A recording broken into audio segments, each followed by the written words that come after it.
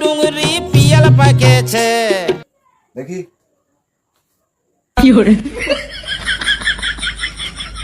খাঁদার লাগে খাঁদির মন উঠেছে খাঁদি ছেল ছেল।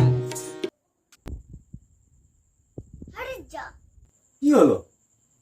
তুমি এইসব কি করছো?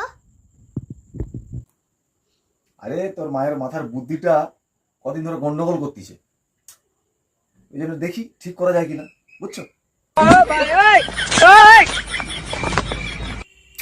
তুমিও পারো। কি হলো?